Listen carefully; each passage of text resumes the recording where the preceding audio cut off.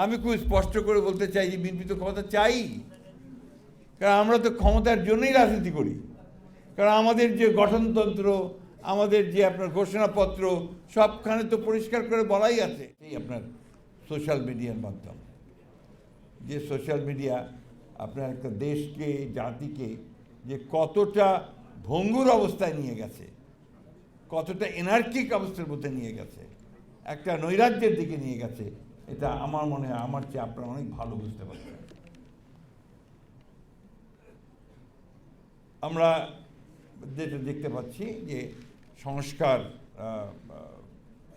হয়েই তারপরে নির্বাচনের কথা বলা হচ্ছে। 2016 সালে দেশনেত্রী বেগম খালেদা জিয়া ফ্যাসিস্টদের বিরুদ্ধে লড়াই করতে গিয়ে উপলব্ধি করেছিলেন যে দেশের যে স্ট্রাকচার আছে, যে কাঠামো আছে, কাঠামোর কিছু পরিবর্তন হওয়া দরকার এবং কতগুলো বেসিক পরিবর্তন হওয়া দরকার।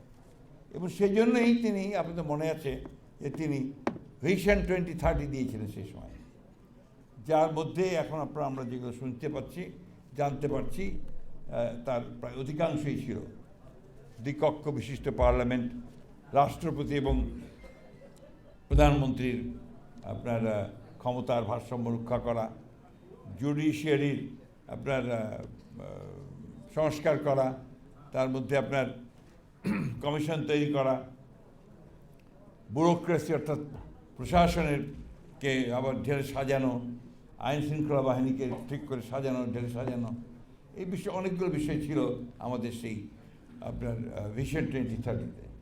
তার মধ্যে একটা বড় বিষয় ছিল, উনি বলেছিলেন রেইনবো নেশন, একটা আপনার সেই রামধেনুর বা একটা জাতি তৈরি হবে, অর্থাৎ সকল ধর্ম বর্ণ সবাইকে নিয়ে আমাদের সেই জাতিটা তৈরি হবে, জাতিসত্তা তৈরি হবে। এই ধরনের অনেকগুলো ছিল।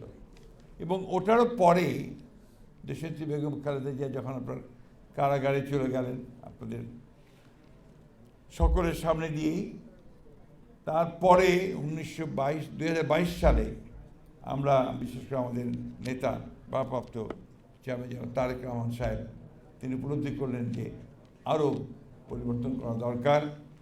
তখন প্রথমে আমরা দলের পক্ষ থেকে 27 দফা দিয়েছি, এরপরে অন্যান্য দলগুলো যাদের সঙ্গে আমরা আন্দোলন করছিলাম তাদেরকে নিয়ে 31 দফা একটা সংস্কার কর্মসূচি আমরা দিই।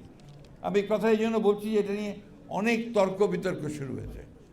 মনে হচ্ছে কথাবার্তা শুনে এমনভাবে বারবার করে মনে হয় যে আমরা বোধহয় সংস্কারের বিরোধী বা সংস্কারের বাইরে, অথচ সংস্কারটা শুরুই করেছি আমরা। আমি এই কথাটা বারবার করে বলতে চাই। 2016 এবং 2022-এ আমরাই প্রথম সংস্কারের রূপরেখা দিয়েছি, রাষ্ট্র কাঠামো যে আপনার পরিবর্তন তার কথা বলেছি। দুর্ভাগ্য আমাদের যে আজকে সরকারের কিছু মানুষ এবং কিছু আপনার ব্যক্তি যারা এটাকে ভিন্নভাবে দেখানোর চেষ্টা করছেন। অনেকে বলার চেষ্টা করেন বিএনপি শুধু নির্বাচন চায়, সংস্কার চায় না। তারপর আবার এটা বলেন বিএনপি শুধু ক্ষমতা চায়। আমি খুব স্পষ্ট করে বলতে চাই যে বিএনপি তো ক্ষমতা চাই, কারণ আমরা তো ক্ষমতার জন্যই রাজনীতি করি। কারণ আমাদের যে গঠনতন্ত্র, আমাদের যে আপনার ঘোষণাপত্র, সবখানে তো পরিষ্কার করে বলাই আছে যে আমরা জনগণের মাধ্যমে, নির্বাচনের মাধ্যমে, জনগণের ভোটে নির্বাচিত হয়ে আমরা সরকারে যেতে চাই এবং আমাদের যে ম্যানিফেস্টো সেগুলোকে আমরা কাজ করতে চাই।